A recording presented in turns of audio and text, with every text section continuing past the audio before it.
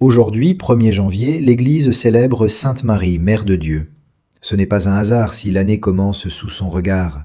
Marie n'est pas seulement une figure douce et maternelle, elle est un pilier central de la foi chrétienne, celle par qui Dieu est entré dans l'histoire des hommes. En ce jour, l'Église proclame une vérité essentielle. Jésus est pleinement Dieu et Marie est véritablement sa mère.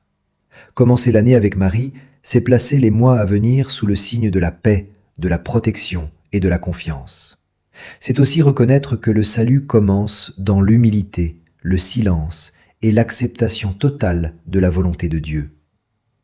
Le 1er janvier est également la journée mondiale de la paix. Marie, mère aimante et souffrante, est invoquée depuis des siècles pour apaiser les conflits, consoler les cœurs et guider l'humanité vers la réconciliation. Aujourd'hui encore, son message demeure d'une actualité brûlante. Marie est une jeune femme juive de Nazareth, choisie par Dieu pour une mission unique dans l'histoire humaine. Lors de l'Annonciation, l'ange Gabriel lui révèle qu'elle concevra un fils par l'action de l'Esprit Saint. Face à cette annonce bouleversante, Marie ne comprend pas tout, mais elle accepte pleinement. Son « qu'il me soit fait selon ta parole » est un acte de foi absolu, libre et total. Elle devient ainsi la mère de Jésus-Christ, le Sauveur du monde. À Bethléem, elle donne naissance dans la pauvreté et la simplicité, loin de toute grandeur humaine. Dès le début, sa maternité est marquée par l'humilité et la confiance en Dieu. Marie accompagne ensuite la croissance de Jésus dans le silence, gardant et méditant chaque événement dans son cœur.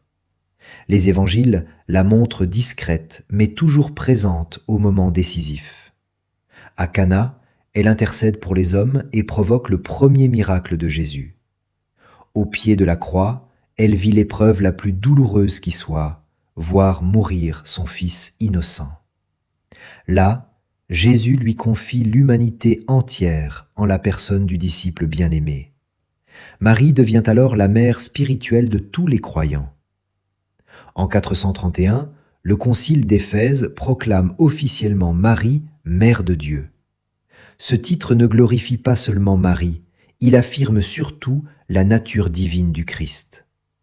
Depuis lors, la dévotion mariale se répand